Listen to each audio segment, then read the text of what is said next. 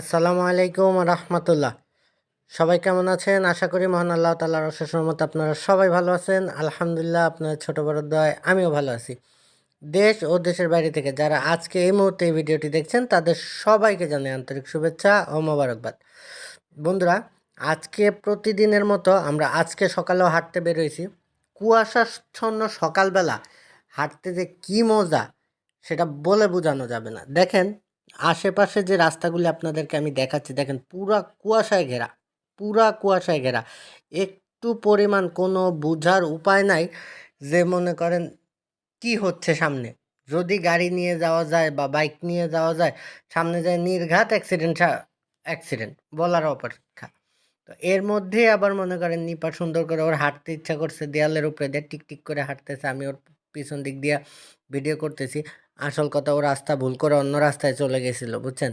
তো হাউজিংয়ের ভিতরে তো এজন্য মনে করেন ও সুন্দর করে রাস্তা পার হওয়ার সুন্দর একটা বুদ্ধি। আসল কথা, সমস্ত কিছুর মাঝখানে একটু বিনোদন আর কি, যাকে বলে আর কি। তো অবশেষে আমরা যে জায়গাটা দিয়ে হাঁটতেছি সেই জায়গাটাতে ইনশাল্লাহ পরিবেশটা অনেক সুন্দর। আপনারা অলরেডি দেখতেই পাচ্ছেন পরিবেশটা খুবই সুন্দর। খুব সুন্দর পরিবেশের মধ্যে আমরা হাঁটাহাঁটি করি। এটা হচ্ছে সকালবেলা আমরা ফজরের নামাজ পড়ে ইনশাল্লাহ হাঁটতে বেরোই।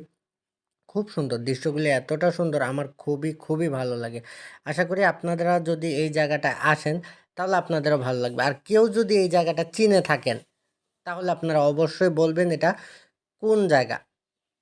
আমি জানি অনেকে এই জায়গাটা চিনবেন, আবার অনেকে চিনবেন না। এটা কোন জায়গাটা আমি আপনাদের কাছে অবশ্যই জানতে চাচ্ছি।